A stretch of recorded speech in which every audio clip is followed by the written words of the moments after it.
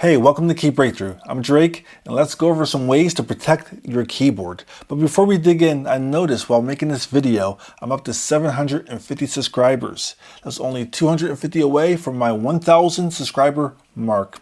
Subscribe, it'll make me happy and him too. Alright, so this is 3 ways to protect your keyboard.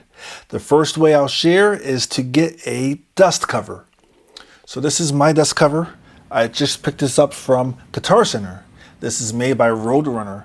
It's made out of 85% polyester, 15% spandex. It comes with a nice drawstring, and they come in 2 sizes, 61, 76, and one for 88 key keyboards. A great way to keep the dust off your keyboard, and really affordable. This was about $30, and so it's a great way to keep dust off your keyboard.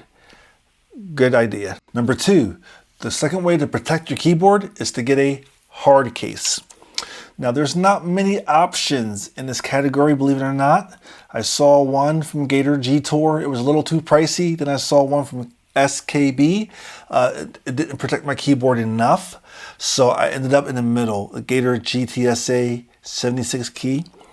I got this unit off of Reverb. It was an open box unit from one of the vendors. Saved some money that way, and it's practically brand new.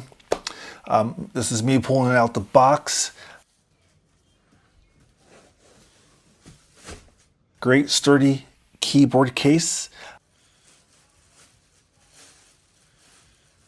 So this one has a handle up top, wheels at the bottom, and GTSA locks. Really easy to open.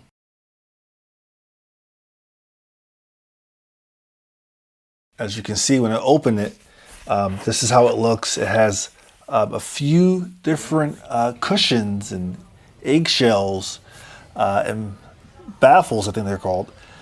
These are the keys.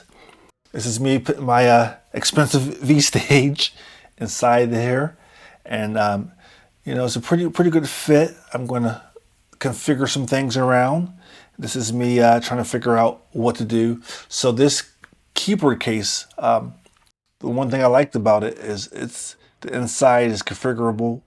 I had to move the top baffles around. Those are a little thinner than the first ones you saw me take off. But I configured those over the screen. I didn't want those to be pressing up against the organ drawbars. Now these eggshell crate things came in handy because there's extra space in this case. And so my big goal was not to have the keyboard slide around. All right, the TSA locks work pretty smooth. They give you 2 keys. I'm gonna order some more just in case. Okay, so I'm back for my first gig with my new case. Let me show you the configuration I ended up going with.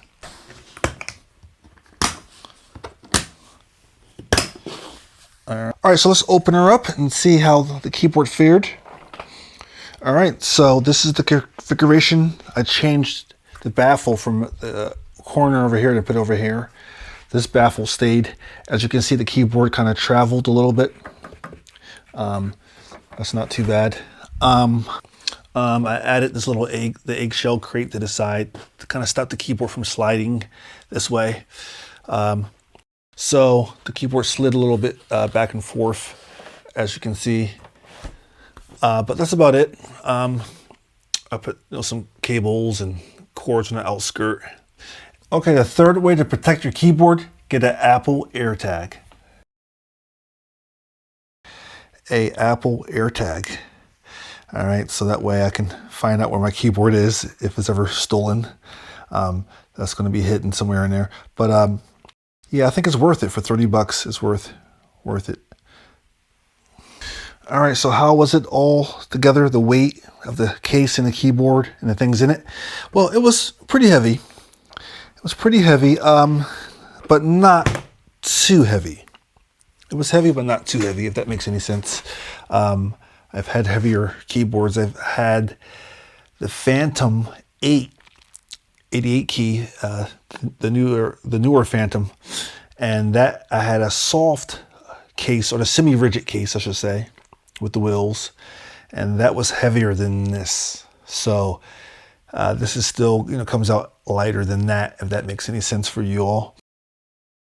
but thank God it has wheels, and so that helps a lot. But this, yeah, you know, for a keyboard that's this expensive, I feel a lot better with a hard case.